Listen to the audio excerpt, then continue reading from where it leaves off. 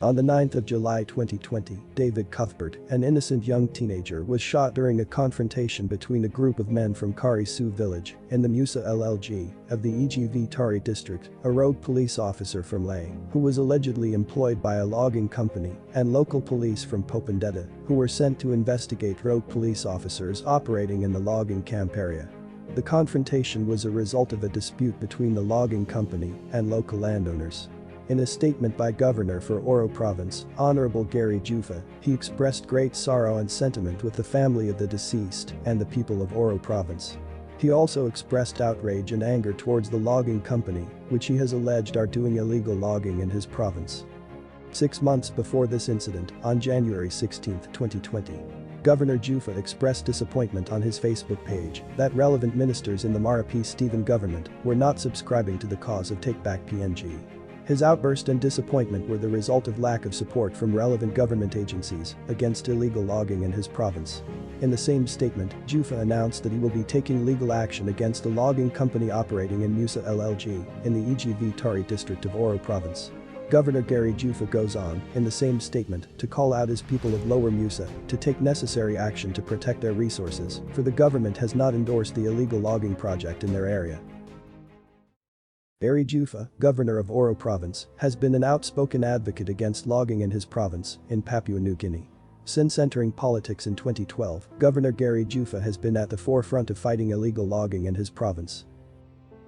The proud Hunjara man of the Kokoda area in the Oro Province, Gary Jufa spent his formative life at his beloved block at portion 168, under the guidance and care of his grandmother, Kathleen Fury Jufa. It was with her that Gary Jufa kept his native language skills sharp and understood his tribal lands and traditional culture that defined him as an Oro Kaiva man. And above all, the importance of land and what it provides, its cultural and traditional significance. This upbringing of Gary Jufa laid the foundations of the kind of leader he is today. He is the embodiment of a true modern-day Oro Kaiva leader, who does not waver from core traditional beliefs that are the foundations of this Melanesian country. And this is shown in his passion to stop illegal logging in his province that is pillaging the rainforest and the people's livelihoods with it. The minister is misleading Parliament. They did not do their due diligence. No. So you cannot say you did your due diligence. Social mapping was not done. The FCA was granted before the PMFC met and before the social mapping was done.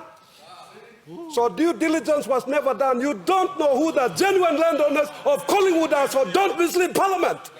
You're not stealing ground plus for me. You aren't. No. Not true. You don't feel Congo, you plus steal. Not true.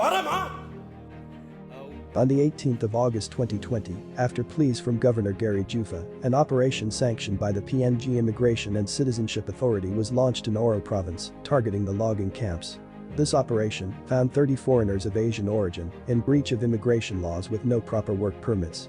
They were alleged to be in possession of fraudulent visa and work permits, and most of them could not speak English.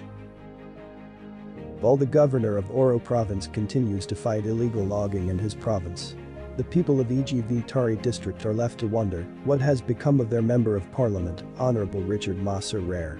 He seems to be very quiet on the issue and has not come out to state his position on the matter. In December 6, 2017, during an article by Governor Gary Jufa in the national newspaper, warning Oro Province civil servants over alleged involvement and collusion with logging companies in the Collingwood Bay area in Oro Province, Richard Masser Rare was asked to comment, however his response was that it was within the then Minister for Forestry Honorable Douglas Demurias's powers to make decisions in the best interest of the legitimate landowners of Collingwood Bay. This was the only time Richard Masser Rare was ever mentioned about illegal logging in EGV Tari district. So, why is he still quiet to this day?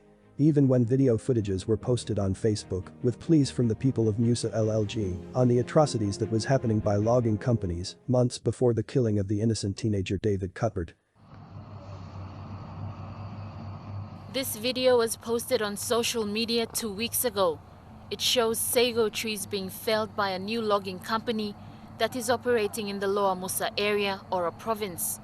Batimis Kamida, a local, says sago has been an important crop for the people here, but it is being destroyed by the company. And that's one of our food that we mainly depend on the sago during dry seasons and when we have disasters. We live on sago, but right at the moment the sagos are destroyed, and this is something that I didn't want even to take place. Richard Mosser Rare's silence on illegal logging had become deafening. Then, on August 6, 2020, Richard Mosser Rare finally spoke up about logging in EGV Tari district on his Facebook page. He begins his statement by passing his condolences to the victim's family and then goes on to say, the death of this young man must be a reminder to all concerned citizens of Oro that taking up arms to solve problems is not the best and the right method. As a democratic country, we already have a judicial system in place that can deal with such grievances.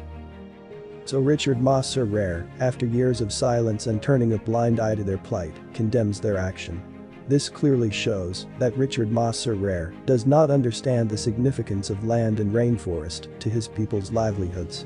Neither does he understand its cultural and traditional importance. If it was in the highlands of Papua New Guinea, the death of this young man would have set off a tribal war. You cannot walk into someone's traditional land and take what you want. If Richard Mosser Rare had intervened on their behalf earlier on, maybe this tragedy would have been avoided. Richard Mosser Rare goes on in his statement to say that one or two concerns have been raised on social media, why I have been quiet about illegal logging in the province, more so in my district. Well, the truth been told, the Ajivitari District Administration and my office have never, I repeat, never, been consulted by the Oro Provincial Forestry Management Committee when logging matters for Ajivitari District are been examined, discussed and considered. So Richard Mosser Rare, after joining PNC in 2017 after the elections and was in government and was close friends with the then Minister for Forestry, Douglas Tamuriesa, had no idea. Richard Mosser Rare had every opportunity to speak to the minister responsible if he had known that due process was not followed. Yet he kept quiet. Richard Mosser Rare goes on in his statement to say that the provincial administrator is the chairman of the Provincial Forest Management Committee, PFMC, and the committee consists of several members appointed by the National Forest Authority in consultation with the provincial administration and provincial government. This failure by the National Forest Authority and the provincial government not to include the district in the decision-making process is the main reason why we have chosen to remain silent when problems arise. To get our involvement from start to finish requires our participation, so we can provide our views and recommendations after we consult the real landowners independently. So Richard Mosser Rare is again trying to play innocent by shifting the blame to the provincial administrator, provincial government and the National Forest Authority. What Richard Mosser Rare fails to say is that 1. Richard Mosser Rare is part of the provincial government and provincial assembly. So why did he not speak then? Why did he not raise the issue when he knew due process was not followed? Are you not the member elected to speak on behalf of you people in provincial assembly and national parliament? 2. Richard Mosser Rare was part of the PNC party ruling government and good friends with the then forestry minister Douglas Tamuriesa. The minister has special powers under the Forestry Act 1991 to veto or put a stop to such permits that do not follow due process. Again, Richard Mosser Rare is misleading on his statement. Richard Mosser Rare goes on in his statement to say, whilst there are issues been raised about illegal logging, the question remains why the Oro Provincial Forestry Management Committee, PFMC, continues to deliberate and endorse these submissions. If these logging submissions are considered illegal, why approve? I have on a number of occasions raised the matter with the managing director of NFA, why the district MPs are left in the dark and we only become aware of logging activities when concerned citizens approach us or post threads on social media. We are the impacted district, so why keep us in the dark? Again, Richard Mosser Rare blatantly lies on his statement on Facebook.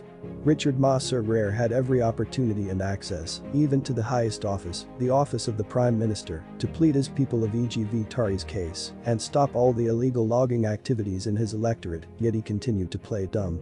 Unlike the governor for Oro Province, Gary Jufa, who was in opposition, Richard Mosser Rare was in the PNC government.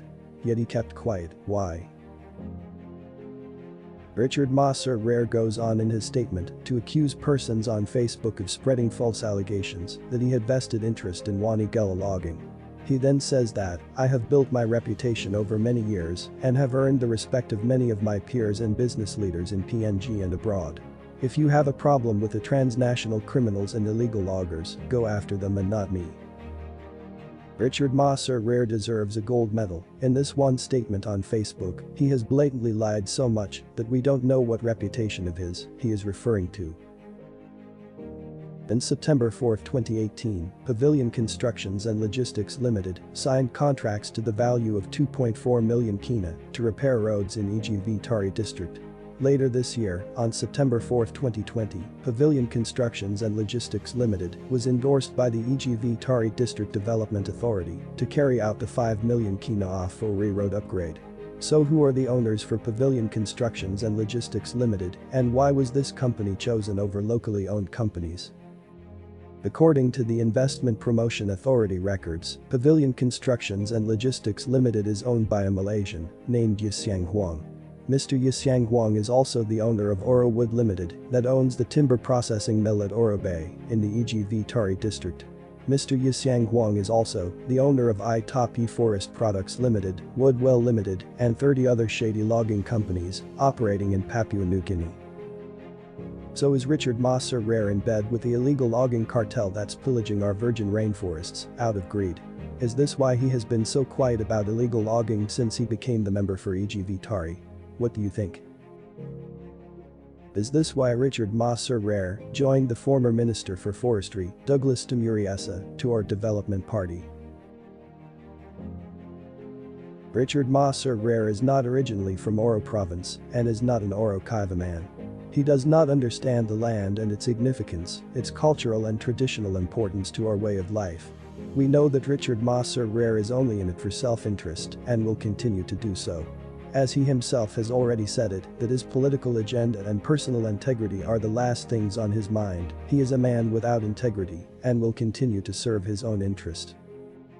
We hope that justice for victims of corrupt politicians and illegal logging will prevail one day.